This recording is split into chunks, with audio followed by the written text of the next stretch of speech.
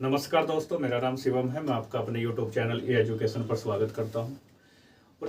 Polity की इस सारगर्भित कक्षा से हम शुरुआत करने वाले हैं। ठीक है, पॉलिटी का जो पहला टॉपिक है सभी को पता ही होगा। ठीक है, जो पहला टॉपिक है वो क्या है? संविधान की ऐतिहासिक पृष्ठभूमि।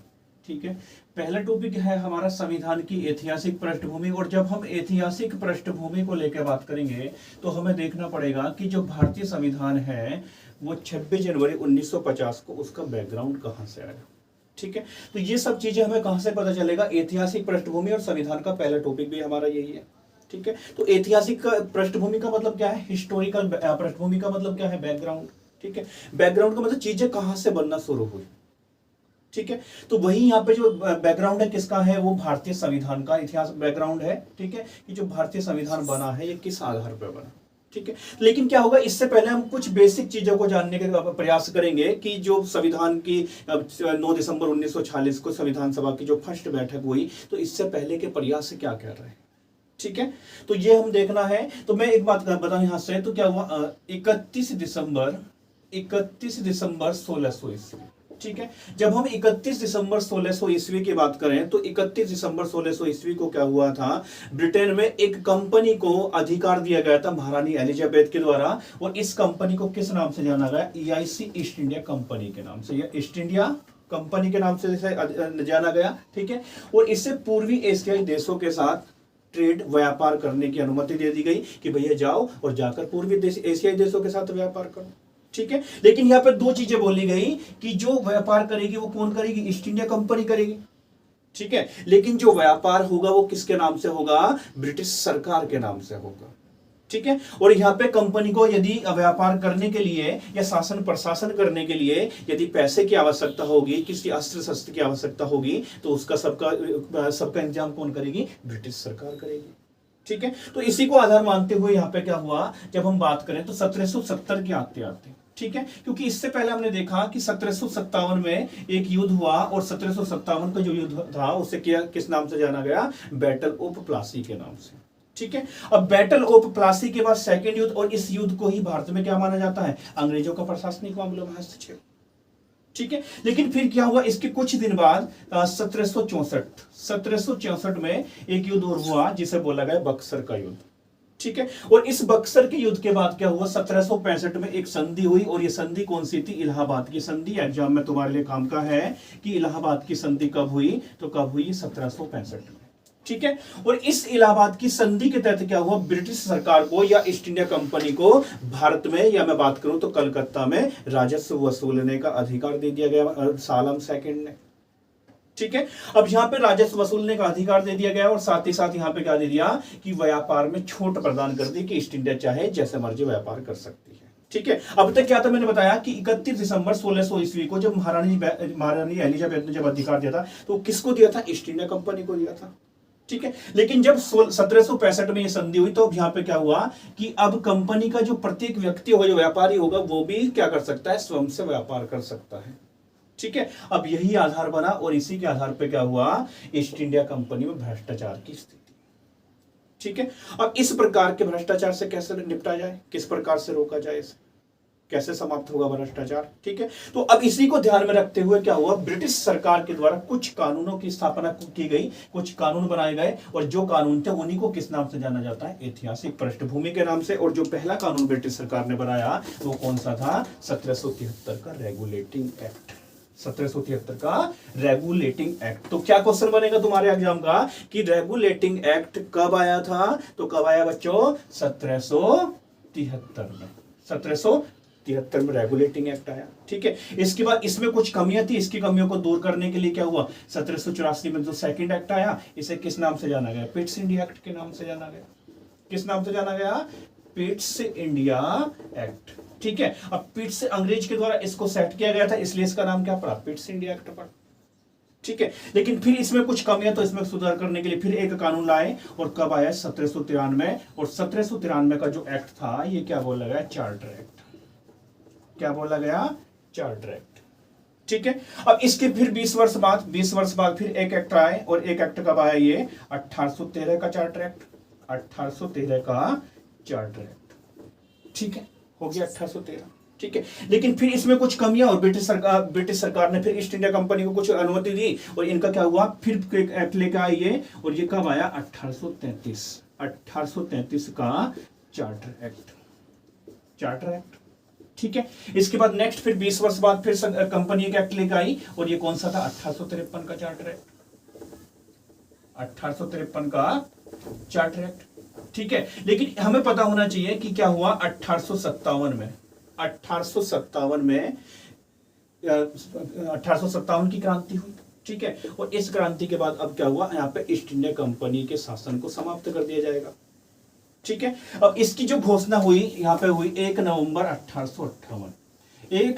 1858 को इलाहाबाद के किले में, ठीक है, भारतीय वायसराय लॉर्ड कैनिंग के द्वारा घोषणा की गई कि आज से ईस्ट इंडिया कंपनी के शासन और प्रशासन को समाप्त किया जाता है। ठीक है। और भारत का जो शासन प्रशासन चलाएगी, अब वो कौन चलाएगी, महारानी के हाथों में होगा। किसके हाथों में होगा, महारानी के हाथों में। तो क्वेश्चन आया हुआ है कि भारत का शासन और प्रशासन ब्रिटिश सरकार के अंतर्गत कब आया था, तो कब आया 1 नवंबर 1858। और इसकी घोषणा करने वाले कौन थे, लॉर्ड कैनिंग। कौन थे, लॉर्ड कैनिंग। और कहां पे यह घोषणा की थी, इलाहाबाद के किले में। इलाहाबाद के किले में कब की बात है, 1 नवंबर 1858 की। ठीक है। तो अब इसके बाद जो कानून आया वो कौन सा आया था, 1858 का कानून। और अगर बात करें तो यहीं से ही भारतीय संविधान का ऐतिहासिक बैकग्राउंड शुरू होता है। तो ये जो ये तो कानून थे यहाँ से 1853 तक, ये क्या था, एक प्रकार से ईस्ट इंडिया कंपनी पर रूल्स और रेगुलेशन के लिए थे। ठीक है। लेकिन अगर भारतीय संविधान की अगर बात करें हम संविधान में, तो ऐतिहासिक पृष्ठभूमि की शुरुआती कहां से होती है, 1 नवंबर 1858 से। ठीक है। लेकिन फिर कुछ कमियां और इन कमियों को सुधार करने के लिए फिर भारतीय को कुछ अधिकार दिए जाने लगे। और जो नेक्स्ट कानून लेकर आए फिर कौन सा है, 1861 का कानून। ठीक है। भारतीय परिषद एक्ट के नाम से जाना गया।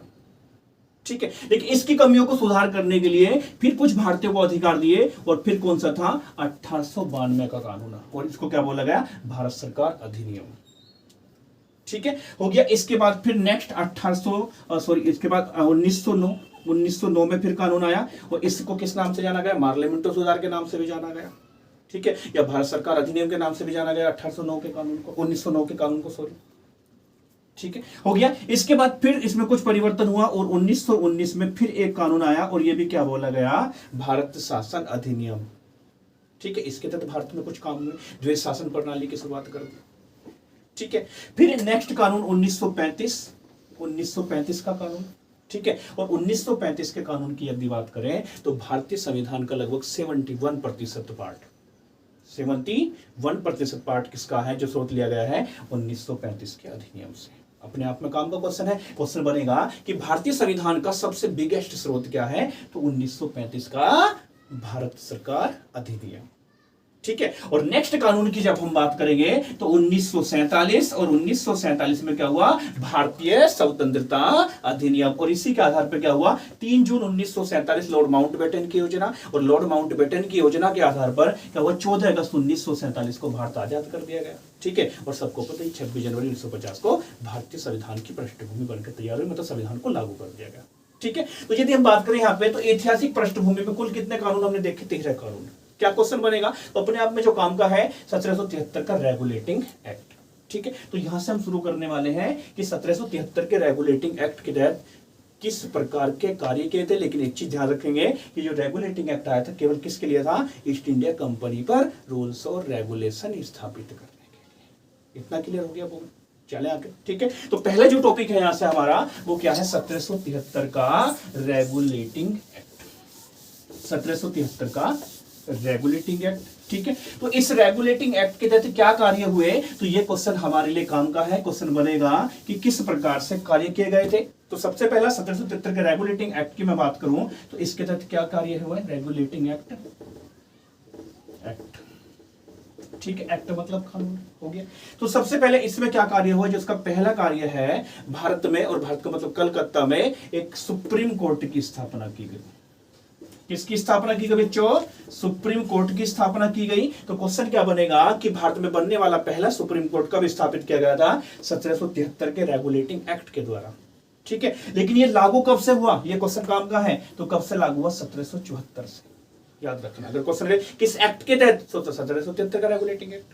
ठीक है, लेकिन लागू कब से हुआ? 1774 से। ठीक है, हो गया। जजों की मैं बात करूं तो इसमें कुल कितने जज थे? 4 जज। कुल कितने जज? 4, जिनमें से एक मुख्य जज था और मुख्य जज का नाम क्या था? Elijah MP. एलिजा एमपी मुख्य जज बनाए गए, मुख्य न्यायाधीश बनाए गए। ठीक है, इसके बाद 3 जज और थे। 3 जजों की मैं बात करूं तो लेमेस्टर, हाइड एवं चैम्बर।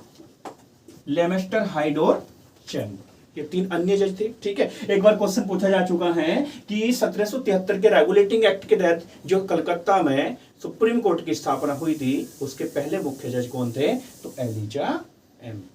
ठीक है, लेकिन बच्चों एक चीज और ध्यान रखेंगे कि यदि सुप्रीम कोर्ट के खिलाफ हमें अपील दायर करनी हो तो कहां पे की जा सकती थी? लंदन प्रीवी काउंसिल में। हो गया, तो पहला काम देखा हमने क्या? तो सुप्रीम कोर्ट की स्थापना। चले सेकंड, इसके बाद नेक्स्ट कार्य क्या हुआ इसमें? नेक्स्ट कार्य क्या हुआ? भारत यहां से क्या हुआ? बंगाल के गवर्नर को, बंगाल के गवर्नर को बंगाल का गवर्नर जनरल बनाया गया। बंगाल का गवर्नर जनरल बनाया गया। ठीक है, और बंगाल के गवर्नर जो पहले गवर्नर थे वो कौन थे? Robert Clive. Robert Clive. लेकिन यहां से पूछेगा तुमसे कि बंगाल के अंतिम गवर्नर, बंगाल के अंतिम गवर्नर, लेकिन बंगाल के पहले गवर्नर जनरल। क्वेश्चन में डिफरेंट समझना थोड़ा सा। यहां पे क्या बोल रहा हूं मैं? बंगाल के पहले गवर्नर। ठीक है, लेकिन साथ ही क्वेश्चन को यदि बदले और पूछे तुमसे कि बंगाल का पहला गवर्नर जनरल कौन था, तो कौन था? यहां से वॉरेन हेस्टिंग। कौन था? Warren Hasting. ठीक है, तो यही क्या था? बंगाल का अंतिम भी होगा गवर्नर, लेकिन बंगाल का पहला गवर्नर जनरल भी होगा। ठीक है, क्या मतलब था इसका? कि इसके कार्यों में थोड़ा सा वृद्धि कर दी गई, कार्यों में वृद्धि कर दी गई। और अब क्या किया? जो मद्रास था, मद्रास, बंबई एवं कलकत्ता, मद्रास, बंबई एवं कलकत्ता, यहां पे क्या होता है? सब क्षेत्रों में ये जब सब प्रांत थे, प्रोविंशियल थे सब, इनमें क्या होता था? एक एक गवर्नर जनरल होता था, सॉरी गवर्नर होता था। ठीक है, तो अब क्या किया? ये जो मद्रास है, बंबई है और कलकत्ता है, तो इसके जो गवर्नर होंगे वो अब किसके अधीन कार्य करेंगे?